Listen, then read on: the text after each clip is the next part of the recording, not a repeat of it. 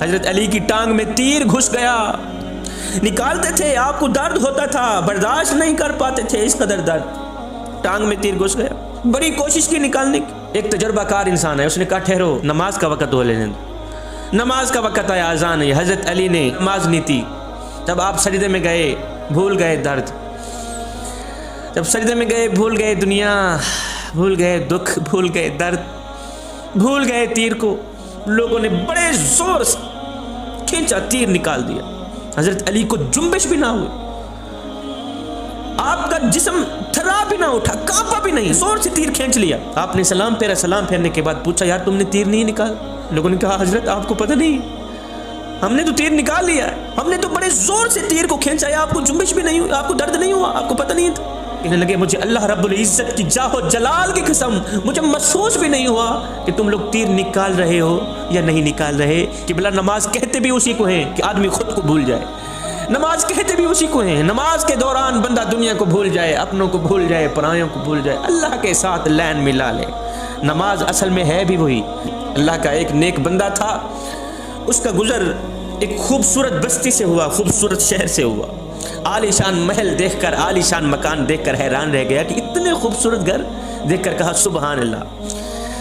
آگے چلا گیا کافی عرصہ بعد، جب اس کا واپسی اسی راستے سے گزر ہوا، اسی بستی سے گزر ہوا، دیکھ کر حیران رہ گیا کہ وہی بستی، عالی شان مکان، مٹی کے ساتھ مٹی ہوئے پڑے، ملبہ پڑے، مٹی کے ڈھیر لگے پڑے، دیکھ کر حیران رہ گیا یار یہاں تو عالی شان محل تھے، عالی شان مکان تھے، کوٹیاں تھی، خوبصورت شہر تھا، اب شہر کو کیا ہو گیا، کیوں حیران ہو؟ وہاں ایک اللہ کے ولی رہتے تھے۔ یہ فقیر اس اللہ کے ولی کے پاس گیا، پوچھا بابا جی ایک وقت تھا میں یہاں سے گزرا تھا، عالی شان مکان، خوبصورت محلات دیکھ کر مجھے بہت خوشی ہوئی تھی، آگے چلا گیا، کچھ عرصہ بعد جب واپسی سے میرا گزر ہوا تو دیکھ کر حیران رہ گیا، وہ عالی شان بنگلے، عالی شان محل، عالی شان مکان، مٹی کے ساتھ مٹی ہوئے پڑے ہیں، شہر کا کوئی نام و نشان نہیں، کہاں گئے سب لوگ؟ اس نے کہا بیٹے نہ پوچھ ہمارے شہر کی داستان، نہ پوچھ ہمارے شہر کی کہانی، ہمارے شہر سے ایک بے نمازی شخص کا گزر ہوا تھا، ہمارے شہر سے ایک بے نمازی شخص کا گزر ہوا تھا، اس بے نمازی کی نحوست کی وجہ سے ہمارے شہر پر اللہ کا عذاب آیا، اور اس طرح کا عذاب آیا کہ ساری کی ساری بستی تباہ و برباد ہو گئی، ساری کی ساری بستی ویران ہو گئی۔ اب دیکھ لے تیرے سامنے ملبہ پڑا ہے، اگر ایک بے نمازی کا گزر کسی شہر سے ہو تو سارا کا سارا شہر برباد ہو جاتا ہے، تو جس گھر میں سارے کے سارے لوگ رہتے بھی بے نمازی ہوں، اس گھر میں برکتیں کیسے ہیں، اس گھر میں سکون کیسے ہے، اس گھر میں قرار کیسے ہے؟ حضرت سیدنا علی المرتضیٰ شیر خدا کرم اللہ وجہہ الکریم نے کیا خوب عرضی کی تھی، کہا میرے کریم رب، اور علی کو پیدا فرمانے والے، علی کو علی المرتضیٰ شیر خدا بنانے والے، علی کو سونے محمد کے قدموں پہ بٹھانے والے رب، میں تیری عبادت جنت کی لالچ کے لیے نہیں کرتا اور نہ ہی تو جہنم کے خوف سے کرتا ہوں، مالک میں تو تیری عبادت اس لیے کرتا ہوں کہ تو لائق ہی عبادت کے، میں تو تیری بندگی اس لیے کرتا ہوں کہ تو لائق ہی بندگی۔ ایک شخص حضرت سیدنا علی المرتضیٰ شیر خدا کرم اللہ وجہہ الکریم کے پاس آیا، کہنے لگا حضرت آج میں نے آپ کے بارے میں ایک نئی خبر سنی، ایک نئی کہانی سنی۔ کہا جی کیا سنی؟ کہا آج جی میں نے آپ کے بارے میں سنا ہے کہ تو اللہ سے باتیں کرتا ہے اور اللہ تیرے سے باتیں کرتا ہے، تو اللہ سے باتیں کرتا ہے اور اللہ تیرے سے باتیں کرتا ہے۔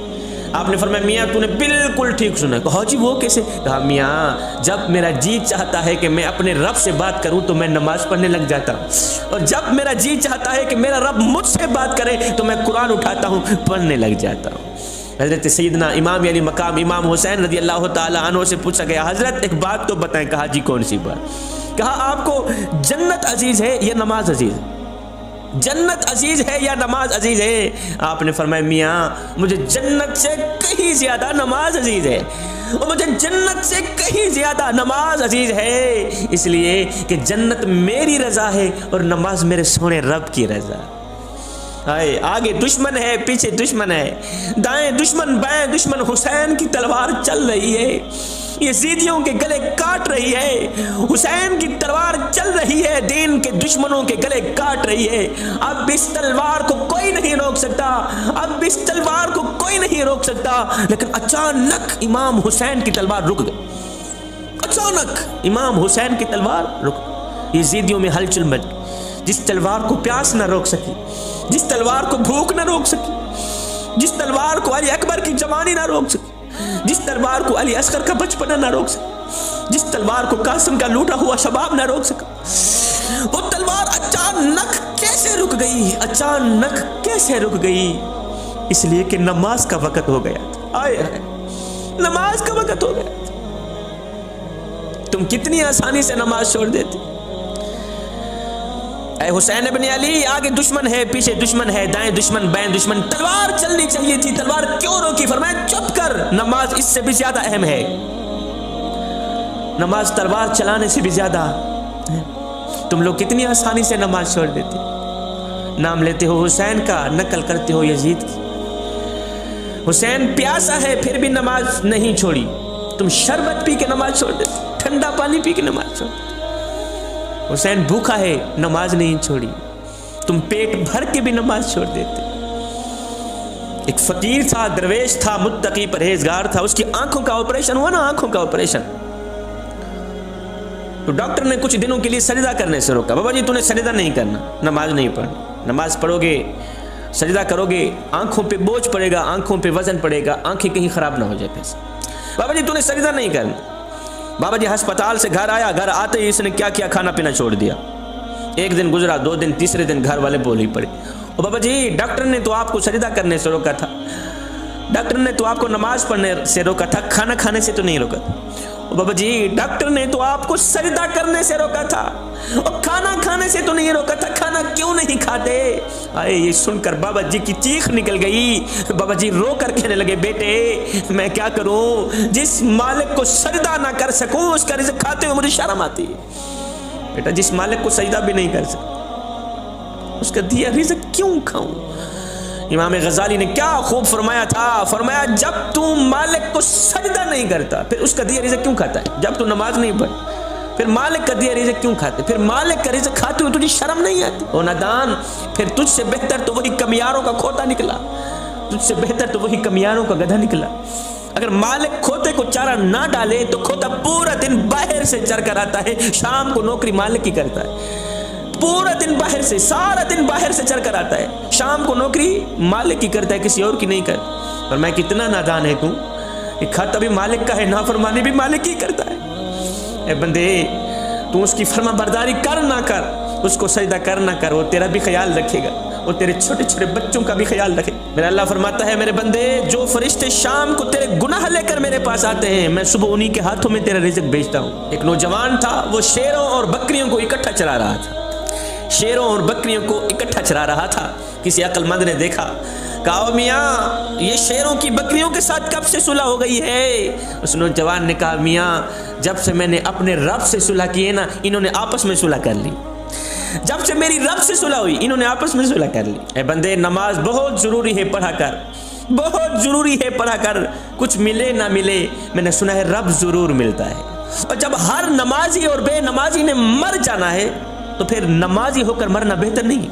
جب ہر نیک اور بد نے مر جانا ہے تو پھر نیک ہو کر مرنا کہیں زیادہ بہتر نہیں؟ آئے ادھر سے آزان کی آواز ہو رہی ہوتی ہے، ادھر سے میری قوم کا نوجوان کہتا جی آج کل دین پہ چلنا بڑا مشکل ہو گیا۔ آگے بھی اس بات پر سننے والے بھی سر ہلاتے ہیں جیسے کہ اس نے کوئی بڑے فلسفے کی بات کہہ ڈالی، جی دین پہ چلنا بڑا مشکل ہو گیا، دین پہ چلنا بڑا مشکل ہو گیا۔ یہ وہ شخص کہہ رہا ہے جو مسجد میں آتا ہے تو آگے ٹھنڈا اور گرم پانی دستیاب ہے، موسم کے لحاظ سے ٹھنڈا پانی دستیاب، گرم پانی دستیاب، ایسے لگے ہوئے، ہیٹر لگے ہوئے۔ یہ وہ شخص کہہ رہا ہے دین پر چلنا بڑا مشکل ہو گیا ہے قبلہ، جو مسجد کے اندر جاتا ہے تو آگے ٹھنڈا اور گرم ماحول دستیاب ہے، دین پہ چلنا بڑا مشکل ہو گیا ہے۔ یہ وہ شخص کہہ رہا ہے جو مسجد کے اندر داخل ہوتا ہے تو آگے نرم نرم قالینیں بچھی ہوئی ملتی، مخملی قالین بچھی ہوئی ملتی۔ آئے مخملی قالینوں پہ کھڑا ہو کے قیام کرنے والا، مخملی قالینوں پہ کھڑا ہو کے رکوع کرنے والا، مخملی قالینوں پہ بیٹھ کے سجدے کرنے والا شخص کتنے ناز اور نخرے سے کہہ رہا ہوتا ہے جی آج کل دین پہ چلنا بڑا مشکل ہو گیا ہے۔ میں کہتا ہوں صاحب دین آج تیرے لیے مشکل ہے یا کربلا والے حسین کے لیے مشکل تھا؟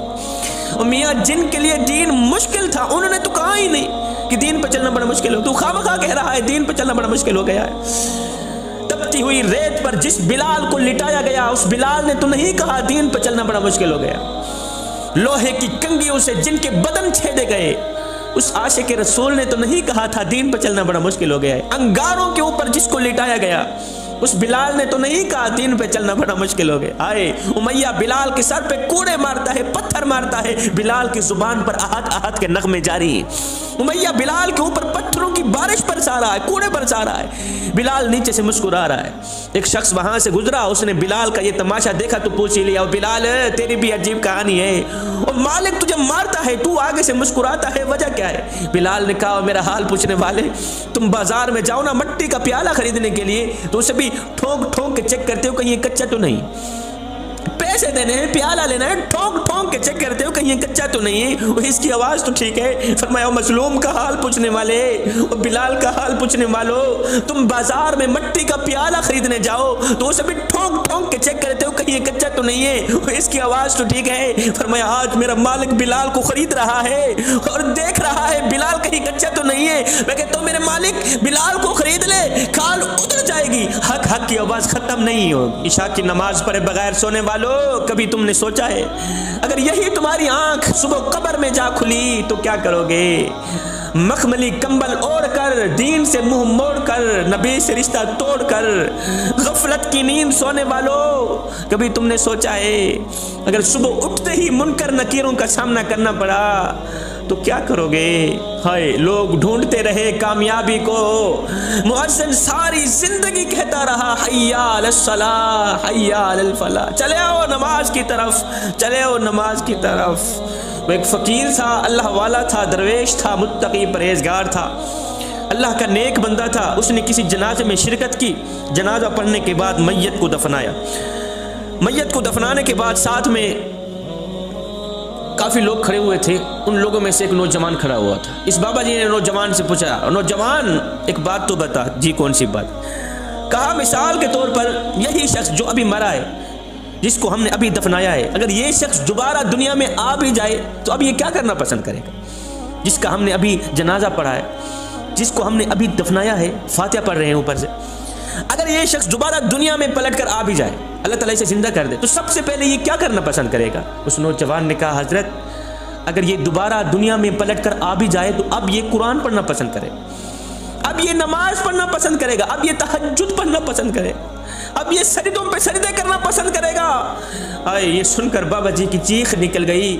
بابا جی رو کر کہنے لگے, بیٹے مرنے والا تو یہ کام نہیں کر سکا, تم ضرور کر لینا. مرنے والا تو قرآن نہیں پڑھ سکا, تم ضرور پڑھ لینا. مرنے والا تو نماز نہیں پڑھ سکا, تم ضرور پڑھ لینا. مرنے والا تو تہجد نہیں پڑھ سکا, تم ضرور پڑھ لینا. آج مسجدیں تمہارا انتظار کر رہی ہیں, مسجدوں میں پڑی چٹائیاں تمہاری منتظر ہیں. اے نوجوان تو نماز کیوں نہیں پڑھتا؟ کیا وجہ ہے؟ کیا تکلیف ہے؟ کیا اللہ نے تجھے چلنے کے لیے پاؤں نہیں دیے جو چل کر تو نماز نہیں پڑھتا؟ میں ایک ڈائجسٹ پڑھ رہا تھا, اس میں سے ایک زبردست بات لکھی ہوئی تھی. استاد کلاس پڑھا رہے تھے, بچے پڑھ رہے تھے. استاد نے بچوں سے سوال کیا, بچوں وہ کون سے لوگ ہیں جو نماز نہیں پڑھتے؟ استاد کلاس پڑھا رہے تھے, بچے آگے سے پڑھ رہے تھے. استاد نے بچوں سے سوال کیا, بچوں وہ کون سے لوگ ہیں جو نماز نہیں پڑھتے؟ وہ کون سے لوگ ہیں جو نماز نہیں پڑھتے؟ ایک بچہ کونے سے کھڑا ہوا, اس نے بڑی ہی معصومیت سے جواب دیا, استاد جی جو لوگ مر چکے ہیں نا وہ لوگ نماز نہیں پڑھتے. دوسرا بچہ کھڑا ہوا, استاد جی جو لوگ کافر ہیں نا وہ لوگ نماز نہیں پڑھتے.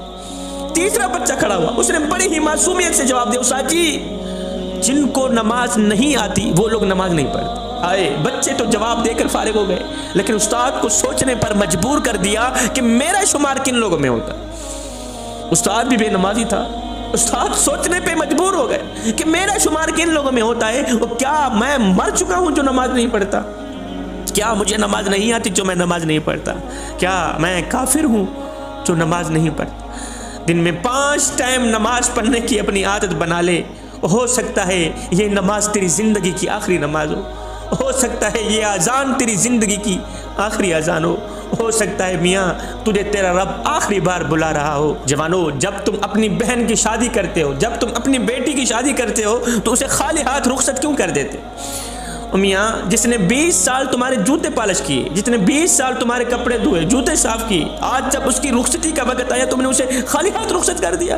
آپ کہہ رہے ہوں گے شاہ جی ہم نے تو الحمدللہ اپنی بہن کو سب کچھ دیا ہے، ہم نے تو اپنی بیٹی کو سب کچھ دیا ہے، ہم نے 4 ٹرک جہیز کے بھی دے دیے، ہم نے جائیداد بھی دی، ہم نے سونا بھی دیا، ہم نے زمین کا ٹکڑا بھی دے دیا، ہم نے تو الحمدللہ اپنی بیٹی کو سب کچھ دیا ہے، آپ کیا کہہ رہے ہیں؟ میں نے کہا میاں تو نے اپنی بیٹی کو سب کچھ دیا، تو نے اپنی بیٹی کو زمین کا ٹکڑا بھی دے دیا، تو نے اپنی بیٹی کو جائیداد بھی دے دی، تو نے اپنی بیٹی کو دولت بھی دے دی، تو نے اپنی بیٹی کو زیور بھی دے دیے، 4 ٹرک جہیز کے بھی دے دی، سونا بھی دے دی، اور تو نے اپنی بیٹی کو سب کچھ دیا۔ یہ بتا کہ تو نے اپنی بیٹی کو نماز بھی دی ہے یا نہیں دی؟ یہ بتا کہ تو نے اپنی بیٹی کو اللہ کا عشق بھی دیا ہے یا نہیں دیا؟ اگر تو نے اپنی بیٹی کو نماز دی ہے، اللہ کا عشق دیا ہے تو سب کچھ دیا ہے، اگر تو نے اپنی بیٹی کو نماز نہیں دی، اللہ کا پیار نہیں دیا تو کچھ بھی نہیں، اگر تو نے اپنی بیٹی کو خدا کا خوف نہیں دیا تو کچھ بھی نہیں دیا۔ آج تیری بیٹی خالی ہاتھ جا رہی ہے۔ کاش کہ تو اپنی بیٹی کو قرآن دے دیتا، کاش کہ تو اپنی بیٹی کو نماز دے دیتا، قرآن پڑھا دیتا، نماز سکھا دیتا، خدا کا خوف دے دیتا، تو جب تیری بیٹی پہ کوئی برا وقت آتا تو تیری بیٹی تیرا سر کھانے نہ آتی بلکہ اپنے گھر میں مصلی بچھاتی، اپنے دکھڑے مالک کو سناتی، اپنی فریاد مدینے کے تاجدار کو سناتی۔